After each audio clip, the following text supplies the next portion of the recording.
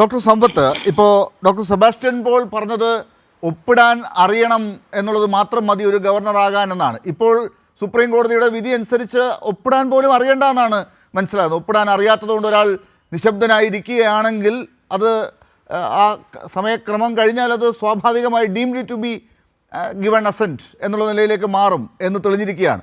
ഇപ്പോൾ 10 ബില്ലുകൾ തമിഴ്നാട്ടിൽ അങ്ങനെ ഇപ്പോൾ നിയമമാവുകയും ചെയ്തു. കേരളത്തിലെ പ്രത്യേക സാഹചര്യം നമ്മളൊക്കെ ഒരുപാട് ചർച്ച ചെയ്തതുമാണ്.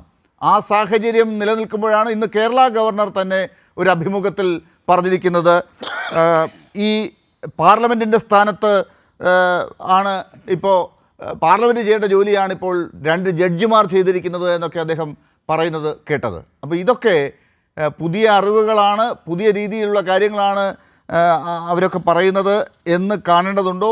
എങ്ങനെ മനസ്സിലാക്കണം? ഡോക്ടർ ലാലെ, ഇപ്പോൾ ബഹുമാനപ്പെട്ട സുപ്രീം കോടതിയിൽ നിന്ന് വന്നിട്ടുള്ള ഈ വിധിന്യായം അത് നമ്മുടെ രാജ്യമെമ്പാടും ഇത് ചർച്ച ചെയ്യുന്നത് രാഷ്ട്രീയ നേതാക്കളും മാധ്യമപ്രവർത്തകരും മാത്രമൊന്നുമല്ല, നിയമവിദ്യാർത്ഥികളും രാഷ്ട്രീയ വിദ്യാർത്ഥികളും മാത്രമൊന്നുമല്ല. ലോകത്തിൽ ജനാധിപത്യത്തെക്കുറിച്ച് പഠിക്കുന്നതായിട്ടുള്ള ഭരണഘടനകളെക്കുറിച്ച് പഠിക്കുന്ന വിദ്യാർത്ഥികളടക്കം ഇന്നിപ്പോൾ ചർച്ച ചെയ്യുകയാണ്. ഞാനത് അങ്ങനെ പറയുന്നതിൻ്റെ കാരണം, ഇപ്പോൾ ഡോക്ടർ സെബാസ്റ്റ്യൻ പോൾ പറഞ്ഞതിൻ്റെ തുടർച്ചയായി ഞാൻ പറയാം. നമ്മുടെ കേരളത്തിൽ അടിയന്തരാവസ്ഥക്കാലത്ത് രാജൻ അപ്രത്യക്ഷമായി എന്നേക്കുമായി. അതുമായി ബന്ധപ്പെട്ടുണ്ടായ പിന്നീടുള്ള ഹേബിയസ് കോർപ്പസ് ഹർജിയും അതിൻ്റെ വിധിന്യായങ്ങളും പിന്നീട് ലോകത്തിലെ വിവിധ സർവകലാശാലകളിൽ ആ കേസ് പഠിക്കുന്നതിന്, ആ കേസ് തന്നെ എൻ്റെ അറിവിൽ, ഞാനെന്നൊരു നിയമ വിദ്യാർത്ഥിയാണ്, ഓസ്ട്രേലിയയിലെ ഹൈക്കോടതികളിൽ പോലും ആ വിധിന്യായത്തെ അവലംബിച്ചിട്ടുണ്ട്. ഇത് ഇന്ത്യയുടെ ഭരണഘടനയാണ്. ഈ ഭരണഘടന അനുസരിച്ചാണ് നമ്മുടെ നാട്ടിലുള്ള എല്ലാ നിയമങ്ങളും ഇത്തരത്തിലുള്ള ഭരണഘടനാ സ്ഥാപനങ്ങളും, എന്താ ഗവർണർ എന്ന ഭരണഘടനാ സ്ഥാപനം ഉൾപ്പെടെ, രാഷ്ട്രപതി എന്ന ഭരണഘടനാ സ്ഥാപനം ഉൾപ്പെടെ വരുന്നത്. അപ്പോൾ ഭരണഘടനയിൽ എഴുതപ്പെട്ടിട്ടുള്ളതുമായി ബന്ധപ്പെട്ടുള്ള ചർച്ചയെല്ലാം നടത്തുമ്പോൾ അത് ചിലപ്പോൾ ഗവർണർമാരോ അല്ല BJPയുടെ വക്താക്കളോ എല്ലാം ആ ചർച്ച നടത്തുന്നതിന് മുമ്പ് എൻ്റെ വിനീതമായ അഭ്യർത്ഥന, അതിപ്പോൾ ഡോക്ടർ സെബാസ്റ്റ്യൻ പോളിനെ പോലെ തന്നെ ഞാനും പാർലമെൻറ്റ് അംഗമായിരുന്ന ഒരാളെന്നുള്ള നിലയിൽ പാർലമെൻറ്റിലെ ലൈബ്രറികൾ ഞങ്ങൾക്ക് അത്തരത്തിൽ ഈ ചില പുസ്തകങ്ങൾ അത് ഇപ്പോൾ അത് സൈറ്റിലുമെല്ലാം ലഭ്യമായിട്ടുള്ളതാണ്. ഇന്ത്യയുടെ ഭരണഘടനാ നിർമ്മാണ സഭയിൽ കോൺസ്റ്റിറ്റ്യുവൻ്റ് അസംബ്ലിയിൽ 1949 ആണ്ട് മെയ് മാസം 31/5/1949 വളരെ ദീർഘമായൊരു ചർച്ച നടക്കുകയുണ്ടായി. ഞാൻ ആ ചർച്ചയുടെ വിശദാംശങ്ങളിലേക്കൊന്നും കടക്കുകയല്ല. ഇപ്പോൾ ഈ സുപ്രീം കോടതിയുടെ വിധിന്യായത്തെ വിമർശിക്കുകയോ അല്ല, സുപ്രീം കോടതിയുടെ അധികാരങ്ങളെ അത് ജുഡീഷ്യൽ ഓവർ ആക്ടിങ് ആയിപ്പോയി എന്നൊക്കെ പറയുന്നു എങ്കിൽ, ഗവർണർമാരെ സംബന്ധിച്ച് അന്ന് ആ ചർച്ച ഉണ്ടായത് എന്തുകൊണ്ടെന്നറിയാം ഡോക്ടർ ലാലെ? 2 തരത്തിലുള്ള അഭിപ്രായങ്ങൾ വന്നു ഡ്രാഫ്റ്റിംഗ് കമ്മിറ്റിയിൽ. ഒന്ന്, യൂണിയൻ ഗവൺമെൻറ് അത്തരത്തിൽ ഗവർണർമാരെ നിയമിക്കുക എന്നുള്ളത് നോമിനേഷനാണ്. 2, ഗവർണർമാരെ തിരഞ്ഞെടുക്കുക എന്നുള്ളത്. നമ്മളിന്ന് ജനപ്രാതിനിധ്യ നിയമത്തിൽ നമ്മളങ്ങനെ MLA-മാരെ MP-മാരെ തിരഞ്ഞെടുക്കുന്നത് പോലെ അത്തരത്തിൽ അവരോട് ഉത്തരവാദിത്വമുള്ള ഭൂരിപക്ഷമുള്ളൊരു ഗവൺമെൻറ് എക്സിക്യൂട്ടീവായി മാറുന്നത് പോലെയുള്ള കാര്യത്തിൽ ഡോക്ടർ അംബേദ്കർ ഇക്കാര്യത്തെ സംബന്ധിച്ച് പറഞ്ഞിട്ടുള്ള ഒരു വാചകം മാത്രം ഞാനിവിടെ വായിക്കാം. അദ്ദേഹം പറഞ്ഞിട്ടുള്ളൊരു വാചകം ഇതുമായി ബന്ധപ്പെട്ട് അദ്ദേഹത്തിനെയാണ് ഞാൻ കോട്ട് ചെയ്യുന്നത്. അദ്ദേഹം ഈ കാര്യത്തിൽ പറയുകയാണ്, the governor could not have no policy not having any power. ഇനി എന്താ വേണ്ടത്?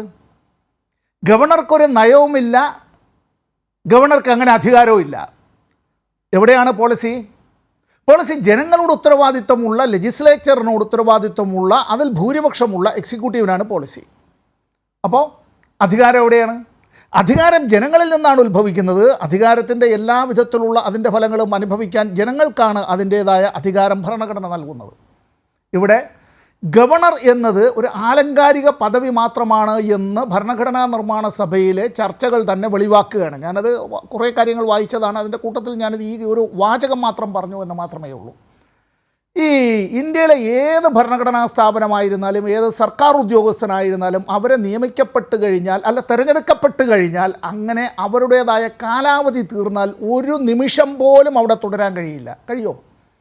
ഒരു സംസ്ഥാനത്തെ ചീഫ് സെക്രട്ടറിക്ക്, യൂണിയൻ ക്യാബിനറ്റിൻ്റെ ക്യാബിനറ്റ് സെക്രട്ടറിക്ക്, അല്ല ഈ ലോക്സഭയുടെ സെക്രട്ടറി ജനറലിന്, അല്ല ഇന്ത്യയുടെ രാഷ്ട്രപതിക്ക്, സുപ്രീം കോടതിയിലെ ജഡ്ജിമാർക്ക് അവരുടേതായിട്ടുള്ള കാലാവധി ആ ടെന്യൂർ കഴിഞ്ഞാൽ ഒരു ദിവസമല്ല ഒരു നിമിഷം തുടരാൻ കഴിയില്ല. ഇന്ത്യയുടെ ഭരണഘടന അനുസരിച്ച് ഈ ഗവർണർമാർക്ക് വേണമെങ്കിൽ ഇനി പറയാം, ഞങ്ങൾക്ക് അങ്ങനെ ഒരു കാലാവധി പറയുന്നില്ല, during the pleasure of the president of Indian union എന്നുള്ളത് കൊണ്ട് ഞങ്ങളെ നീക്കം ചെയ്യുന്നില്ല എന്നുണ്ട് എങ്കിൽ പിന്നെ ഞങ്ങളിങ്ങനെ വാസ്തവത്തിൽ ഞാനിപ്പോൾ ഇത് പറഞ്ഞത് കേരളം പോലുള്ള ചില സംസ്ഥാനങ്ങളിലെ ചില ഗവർണർമാർ കാലാവധി കഴിഞ്ഞതിന് ശേഷവും അത്തരത്തിൽ തുടർന്നതടക്കം ഒരു ഭരണഘടനാ ലംഘനമാണ് എന്ന് പറയുന്നതിനാണ്. ഇവിടെ ഇത് ആദ്യത്തെ കേസല്ല ഇപ്പോൾ ഈ വന്നിട്ടുള്ളത്. ഇതിലൊരു പ്രത്യേകത എന്നുള്ളത് ഇതിൽ 1 മാസം 3 മാസം എന്നൊക്കെ പറഞ്ഞു അത്തരത്തിൽ 3 കാര്യങ്ങളെ സംബന്ധിച്ച് അവിടെ പറയുന്നുണ്ട്. സുപ്രീം കോടതിയുടെ വിധിന്യായത്തിൽ 10 ബില്ലുകളെ സംബന്ധിച്ചുള്ള കാര്യങ്ങൾ പറയുന്നുണ്ട്. ഇക്കാര്യങ്ങളെ സംബന്ധിച്ചെല്ലാം പറയുമ്പോൾ ഇതിനു മുമ്പ് തന്നെ പതിറ്റാണ്ടുകൾക്ക് മുമ്പ് പഞ്ചാബ് സംസ്ഥാനവുമായി ബന്ധപ്പെട്ട്, രാജസ്ഥാൻ സംസ്ഥാനവുമായി ബന്ധപ്പെട്ട്, അങ്ങനെ ഇന്ത്യയിലെ വിവിധ സംസ്ഥാനങ്ങളിലെ ഗവർണർമാരുടെ നടപടികളുമായി ബന്ധപ്പെട്ട് സുപ്രീം കോടതിയുടെ നിരവധി വിധിന്യായങ്ങൾ വന്നിട്ടുണ്ട്. SR ബൊമ്മൈ കേസ് ഇതിലെ വളരെ പ്രധാനപ്പെട്ട ഒരു കേസാണ് എന്നുള്ള കാര്യം കൂടി മറന്നു പോകരുത്. ഈ ഗവർണർമാർ വന്ന് ഈ ഫ്രാങ്കൻസ്റ്റീനെ ഇങ്ങനെ നിർമ്മിച്ചിട്ട് വിട്ടുകൊടുത്തതുപോലെ എന്തുമാവാം, എങ്ങനെയുമാവാം, അങ്ങനെ യാതൊരു നിയന്ത്രണവും ഇല്ലാത്ത നിലയിലേക്ക് പോകാം എന്ന ഒരു അവസ്ഥയിലേക്ക് എത്തുക ജനാധിപത്യത്തിന് അപകടകരമാണ്. ഗവർണർമാർ ജനങ്ങളോട് ഉത്തരവാദിത്വമുണ്ടോ? ഇല്ല. നിയമസഭയുടെ ഉത്തരവാദിത്വമുണ്ടോ? ഇല്ല. പിന്നെ ആരോടാണ് ഉത്തരവാദിത്വം? ആ ഉത്തരവാദിത്വം ആരോട് എന്നുള്ള പ്രസക്തമായൊരു ചോദ്യം ഇവിടെ വരികയാണ്. ഞാൻ നിർത്തുന്നതിന് മുമ്പ് ഒറ്റ കാര്യം, ഈ സുപ്രീം കോടതിയുടെ വിധിന്യായത്തിൽ അവസാനമായി പറഞ്ഞിട്ടുള്ളൊരു കാര്യമുണ്ട്. എന്താ പറഞ്ഞിട്ടുള്ളത്? Governor Ravi did not act in good faith. ആ വിധിന്യായത്തിലൊരു വാചകമാണ്. ഈ പറഞ്ഞിട്ടുള്ളൊരു വാചകം ഏതെങ്കിലും ഒരു സംസ്ഥാനത്തെ മന്ത്രിയെ സംബന്ധിച്ചാണ് എങ്കിൽ നമ്മുടെ നാട്ടിലെ മാധ്യമങ്ങൾ എങ്ങനെ അഴിഞ്ഞാടുമായിരുന്നു, എങ്ങനെ കൊട്ടിഘോഷിക്കുമായിരുന്നു, എങ്ങനെ ആയിരുന്നേനെ നമ്മുടെ നാട്ടിലെ അവസ്ഥ. അല്ല, കേരളത്തിൽ മാത്രമല്ല, ഇന്ത്യയിൽ പലയിടത്തും അടക്കം. അപ്പോൾ ഒരു ഗവർണർ ചെയ്തതായ ഭരണഘടനാദത്തമായ ചുമതല നിർവഹിച്ചതിൽ he did not act in good faith എന്ന് സുപ്രീം കോടതി പറഞ്ഞിരുന്നാലും അവിടെ തന്നെ ഇരിക്കുകയാണ്. എന്ന് വെച്ചാൽ അല്പൻ്റെ ആസനത്തിൽ ആൾ കിളിർത്താൽ അതൊരു തണലെന്ന് മാത്രമല്ല, അതിൽ വടം കെട്ടി ഊഞ്ഞാലിട്ട് അവിടെ ഇരുന്ന് ആടി ആളിൻ്റെ കാ പറിച്ച് തിന്നിട്ട് വഴിയെ പോകുന്നവരോട് വിളിച്ചിട്ട് വാ നീയും കഴിക്കുന്നില്ലേ ആളിൻ്റെ കായ എന്ന് ചോദിക്കുന്നത് പോലെയാണ്. എത്രയും വേഗം ശ്രീ രവി രാജിവെച്ചൊഴിയുക, അല്ലെങ്കിൽ അദ്ദേഹത്തെ ഈ പറയുന്ന pleasure of the president of Indian union അവസാനിച്ചതായി പ്രഖ്യാപിച്ച് അദ്ദേഹത്തെ നീക്കം ചെയ്യുക എന്നതാണ് ഈ രാജ്യത്തെ ജനങ്ങളോട് ചെയ്യാനുള്ള ഏറ്റവും നല്ലൊരു കാര്യം യൂണിയൻ ഗവൺമെൻറ്.